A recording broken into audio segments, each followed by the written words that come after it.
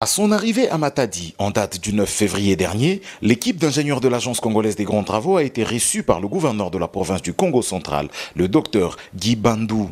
D'une oreille attentive, ce dernier a écouté la présentation du travail qui sera fait durant 2 semaines en vue d'une production d'une étude pour la modernisation rapide de la route nationale numéro 12 dans son tronçon, compris entre Monterne, Tchela et Singini.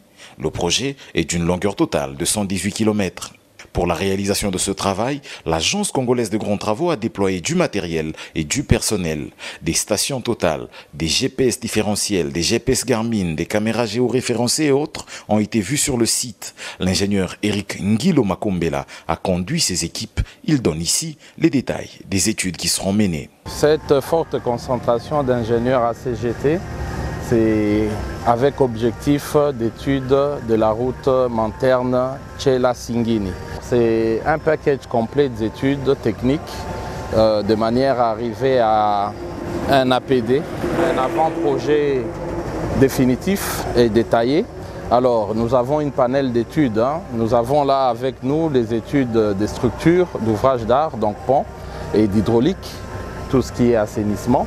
Mais nous avons aussi des équipes des études routières, géotechniques, des études cartographiques, des études des trafics et pas mal d'autres études. Mais l'objectif, c'est d'avoir un package complet APD. La réalisation de ces études présage un début imminent des travaux de modernisation de cette importante route. C'est une très bonne nouvelle de la vie de l'administrateur du territoire de Tchela, M.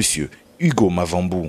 Mes impressions sont bonnes. Voir une grande entreprise comme l'Agence congolaise des grands travaux venir faire la prospection, mener des études et prévoir dans les jours prochains la réhabilitation de la route Monterne Tchela-Singini, je crois que toute personne éprise de bonne volonté devrait être très content. Coup de chapeau au président de la République, coup de chapeau aux entrepreneurs qui ne ménagent aucun effort pour parcourir un peu partout et nous sommes fiers. À noter que cette délégation était accompagnée de l'entreprise chinoise Sinohydro qui réalisera les travaux.